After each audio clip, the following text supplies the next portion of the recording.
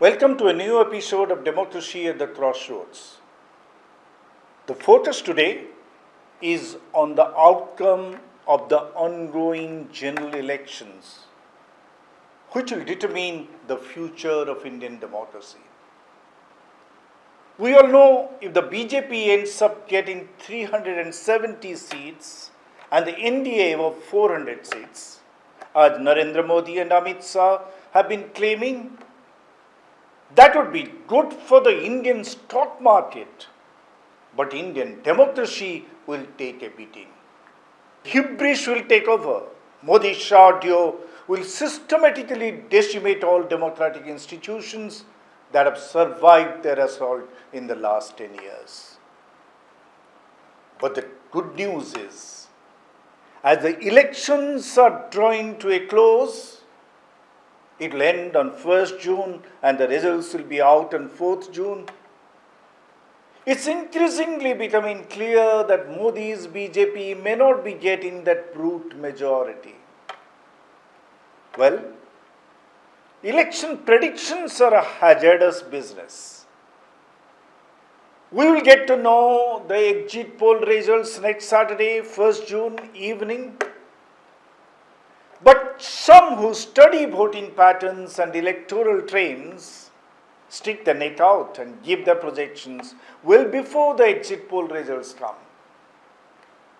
Many of them have gone on record to say that Modi's BJP will be in for a shock on June 4th.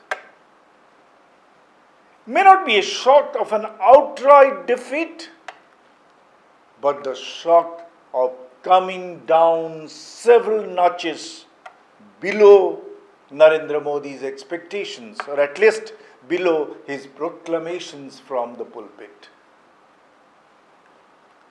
The most negative estimate for the BJP tally comes from the ace cephalogist of yesteryear, Yogendra Yadav.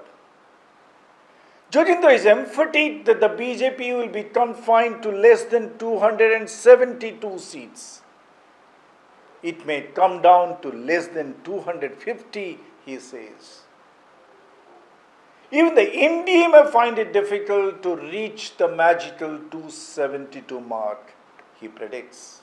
अपने 35 साल के तजुर्बे के आधार पे मैं पक्के तौर पे कहने को तैयार हूं कि बीजेपी की 272 सीट कतई नहीं आ रही। बीजेपी को कम से कम 50 सीट का नुकसान मुझे तो दिखाई दे रहा है। But Yogendra believes the BJP will be able to form the government with the allies as it has the money power and it can engineer defection to gobble up a majority, a working majority.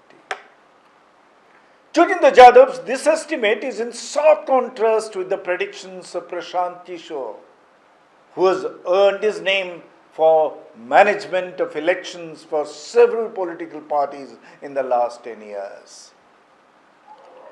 Prashant agrees that Narendra Modi's image has been dented, that his popularity has dipped, but he believes that it will not affect the number of seats.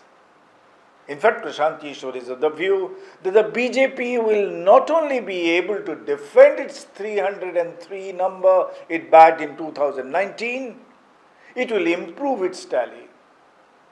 It may go up to between 315 to 330 seats, he says. Well, on June 4, one of the two, either Yogendra Yadav or Prashant Kishor will eat humble pie. I heard two other estimates which are not as categorical as Prashant Kishor's or Yogendra Yadav's, but they give us an overall perspective. Ruchi Sharma, ace investor and author, who has been traveling and tracking elections for almost 3 decades.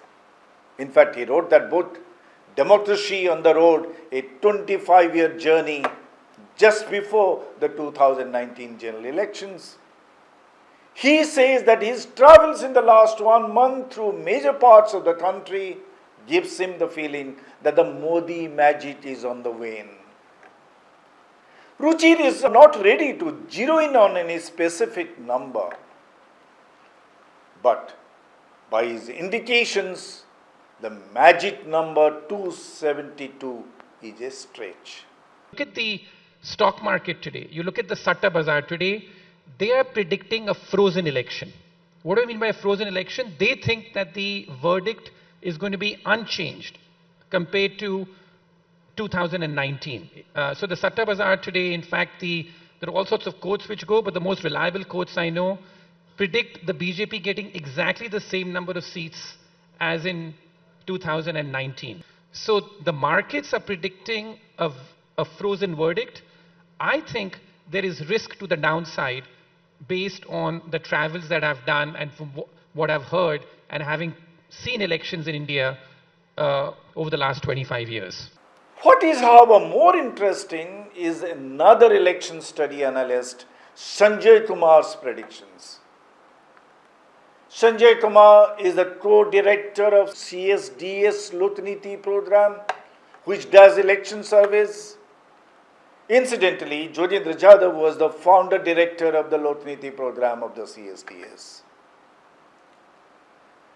Sanjay Kumar has done a virtual somersault. Till 2 weeks ago, Sanjay was proudly proclaiming that Narendra Modi will romp home with a comfortable majority, despite the unease about the economic issues confronting the people. He had then predicted that BJP might do as well or better than 2019 numbers in terms of seats. But 2 days ago, Sanjay Kumar told an India Today conclave that the BJP will barely scrape the majority mark. In my opinion, the scenario is very clear in my mind. It's BJP along with the allies. It is close to 300. I don't see BJP with allies anywhere close to 370 or 400 is a remote possibility. I would say BJP over 272, but not by a very large margin. It's just slightly above 272. Well, let's keep our fingers crossed till June 4. I personally would be happy to see the BJP get a crushing defeat. It will gladden my heart if the BJP comes down to 210 to 220 level. That would be the crowning glory of Indian democracy.